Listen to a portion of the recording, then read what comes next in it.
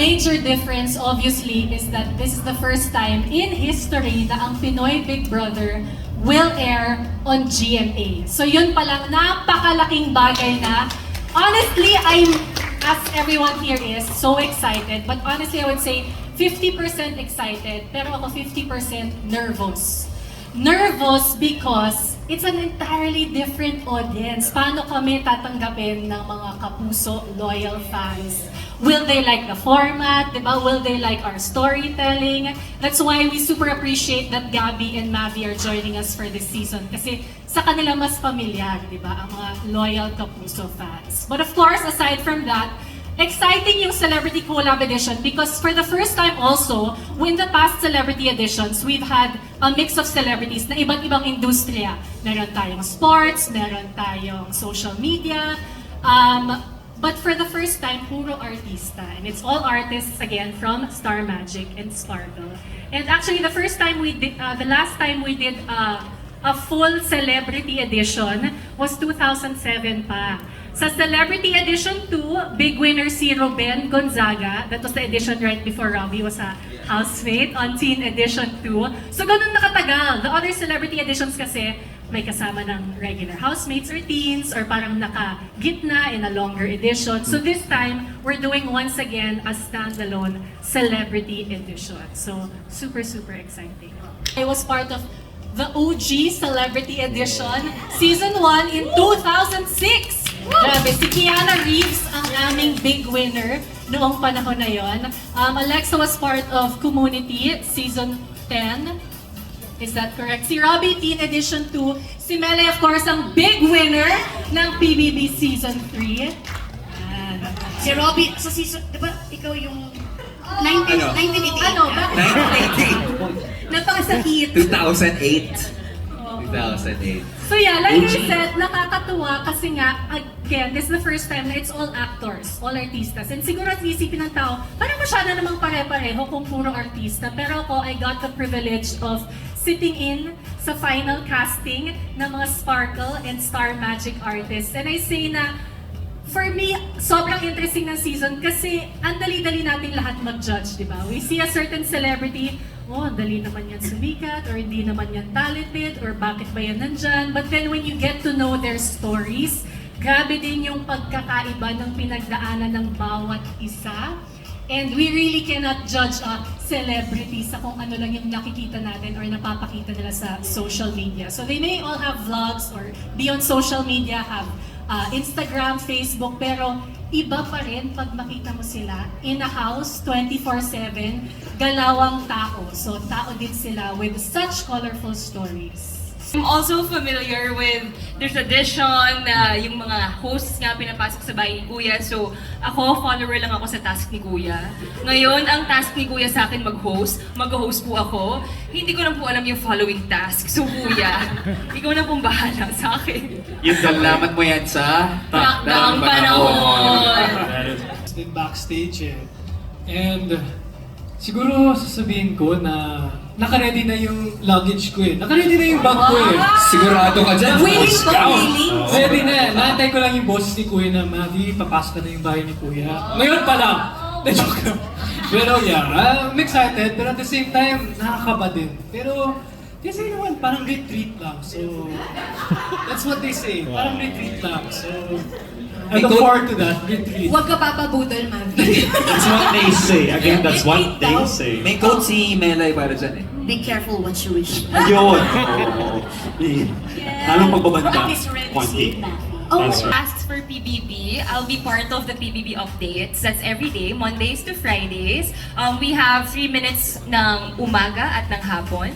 I'm also gonna be part of some of the prime time from Mondays to Fridays. Also the weekend shows, I'll also be part of that. So super, super exciting. Mabigat na task, but I'm very, very game.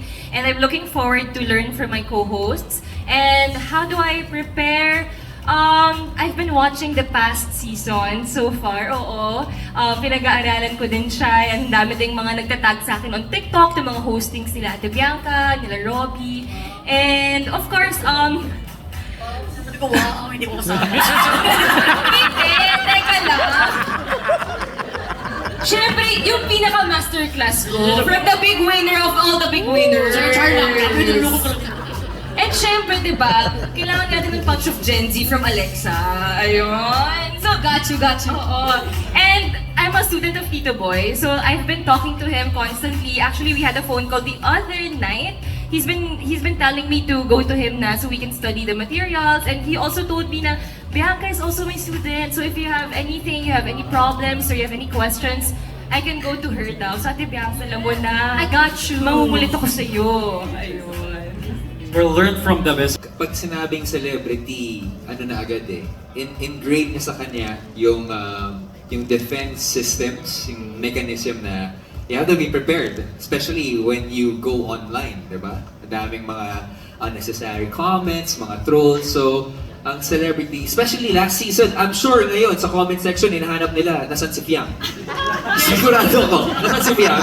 Sino po ba makakasagot niyan? Hanggang oo. Everyone is looking for her. Nag-rehearse kanina, nakita namin. For a different program naman. Pero, yun, being viral is a good thing, pero may mga repercussions din siya. Siyempre, ano yung repercussions? Ewan ko sa'yo kung sabi dyan. May mga effects siya. So, last season yung first na Parang first stern warning. yes, actually every week nagpapaalala kami na be kind sa social media kasi grabe na yung mga threats talaga na nare-receive ng mga housemates and their families are involved as well. Kaya grabe kami sa pag-prepare ng mga sarili namin. I'm sure for this season, especially celebrities, handa sila. But at the same time, yung mga celebrities, gumagawa ng social media para ipakita yung kakaibang side nila. Diba? Na marunong din ako magluto. Ito rin yung mga hobbies ko. Tao rin ako. Tulad ng sinabi ni Ate Bianca, at the end of the day, celebrities are people as well, just like you and me. Just like everyone else. Kaya makikita nila yung different side of all the celebrities from Sparkle and from Star Magic na papasok daw ng bahay ni Kuya. Din, pinipressure din ng mga Yeah. mga Thank you, basher. for that reminder. Yes, be ready lang kayo. Kasi talagang grabe talaga sila. Magpapa-NBI na rin kayo. Kinuha ko na ngayon konta kay Robby. Okay, Robby, di ba talaga?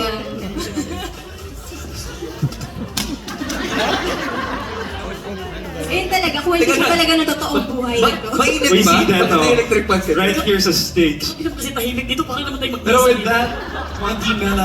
Actually, ang criteria for judging is talagang grabe. Talagang this season, grabe talaga ang mga percentage. Kasi syempre, kapuso at kapamilya pinag-isto. Grabe ang pressure ng ating mga celebrity. Ngayon, marami na nga akong nalaman ngayon eh. Ano, sasabihin ko na? Ay, hindi pwede. Para mawala Not just for another. Mawala ako sa opening ng one. Sa tatlong panahon daw po. Basta meron akong nalaman. Ay, parang may mga... God! Pwede ba sabihin? Sige. May mga... Siyempre, celebrity ito, di ba? May mga vlogger. Okay. Mga marites dyan, nakarinig nila talaga ako. Parang ako ang may malit dito, ha? May vlogger, may mga gumagawa ng teleserye ngayon. Oo, celebrity pala sila, no? Basta ito lang ang masasabi ko, gumagala pa rin sa kayo, mag-ingat kayo. Hindi, Virus pala. Hindi, okay, kasi after this, ilang days na lang, i-quarantine na sila. Kung bakit ikukulong na sila sa hotel, In preparation. hotel arrest na muna sila in preparation para magkaroon sila ng mood na papasok talaga sila sa loob ng bahay ni Kuya. And the criteria is syempre, yung talaga, maraming series of tests. May test sa DepEd. Hindi, may test sa... S20. Hindi, may test sila na ginawa sa medical test. May medical test para sure talaga na hindi ka magkakasakit sa loob ng bahay ni Kuya. Kaya sayang ba yung pagpasok mo? And may psychological test. Kasi ako may muntik akong kung ano yan. So, yun lang talaga. So, yun naman ang naman. And talagang na-surprise na yun ng lahat. Ngayon, waiting na lang sila for the hotel arrest.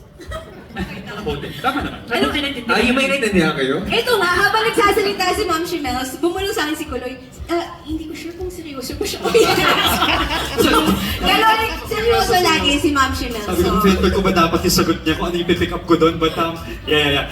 Very well said, Conky Melay. Pero may follow-up question pa ako regarding